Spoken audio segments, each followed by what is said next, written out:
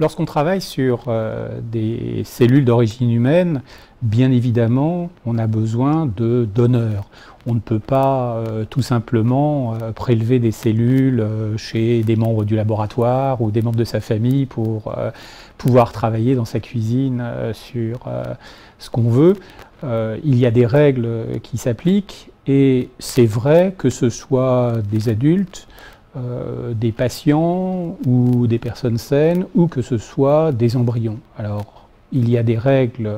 qui valent pour l'ensemble des tissus et des cellules, et puis il y a des règles spécifiques en fonction de certains types de donneurs, des enfants malades,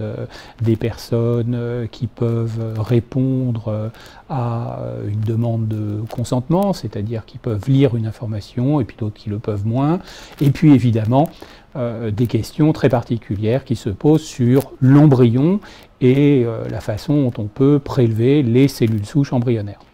Lorsque l'on va demander à des donneurs, à vous, à quelqu'un de votre famille, de donner des prélèvements de cellules pour pouvoir faire de la recherche à but médical, on va d'abord s'adresser à des agences réglementaires ou à des structures réglementaires qu'on appelle les comités de protection des personnes. Ces comités de protection des personnes sont parfaitement bien nommés. Il s'agit de groupes qui se réunissent régulièrement pour évaluer les justifications que nous devons apporter, nous les scientifiques, sur une certaine recherche, justifications qui vont leur permettre de décider du rapport entre le bénéfice attendu, le bénéfice scientifique, le bénéfice pour la médecine que l'on peut attendre de la recherche et les risques que cela comporte, risques sur le plan physique bien sûr, encore que des prélèvements de sang par exemple, ou des prélèvements même de cellules de peau ne soient pas très invasifs, il y a quand même un risque, quel qu'il soit, à partir du moment où on touche à la personne humaine, et puis des risques qui peuvent être des risques psychologiques, des risques simplement d'insertion sociale, lorsque l'on va demander à des gens qui sont malades, s'ils acceptent de participer à une recherche. Il faut bien peser toutes ces questions,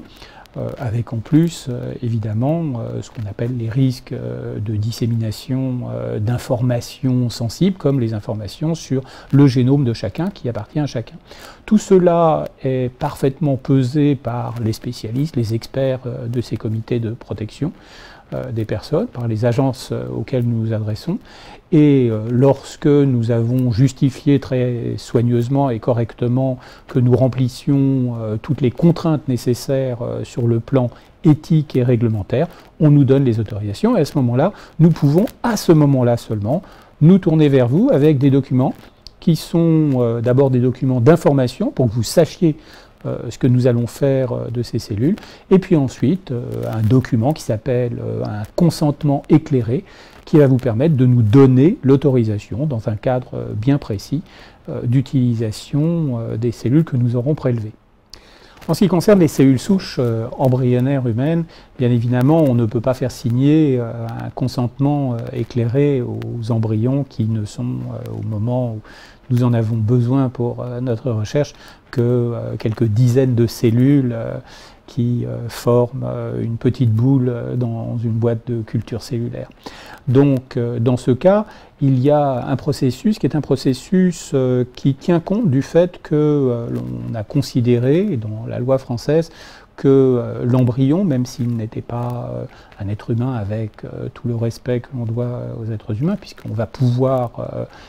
le détruire, entre guillemets, pour la recherche dans des conditions bien particulières, devait avoir un certain type de protection. Cette protection est apportée par l'Agence de la biomédecine. L'Agence de la biomédecine est une structure qui n'est pas strictement dédiée à ce travail, qui a énormément d'activités, d'accréditation pour tout ce qui concerne les thérapeutiques biologiques dans notre pays, mais qui aussi a le pouvoir d'autorisation et l'obligation de contrôle des recherches sur les cellules souches embryonnaires humaines. Comment ça se passe? Eh bien, dans ces cas-là, nous devons demander à l'Agence de la biomédecine une dérogation sur une loi qui interdit a priori de travailler sur l'embryon ou sur les cellules souches embryonnaires. Nous devons apporter les justifications scientifiques, expliquer la façon dont nous allons répondre aux problèmes éthiques posés par le consentement qui doit être demandé cette fois à la famille, au couple responsable de ces embryons, et évidemment consentement et information qui doivent être demandés au moment, et pas avant, où le couple a décidé que les embryons surnuméraires qui avaient été réalisés au cours d'une fécondation in vitro ou d'un diagnostic préimplantatoire pour une maladie génétique, que ces embryons surnuméraires devaient être détruits. Une fois qu'ils ont pris cette décision, qu'ils ont donc demandé aux biologistes de détruire ces embryons, à ce moment-là, nous allons, si l'Agence de la biomédecine nous en a donné l'autorisation sur la base des justifications scientifiques que nous avons apportées pour le programme de recherche précis que nous lui avons demandé de juger, nous allons pouvoir demander à ce couple s'il accepterait de voir cet embryon détruit être utilisé pour la recherche. Et à ce moment-là, nous pouvons effectivement réaliser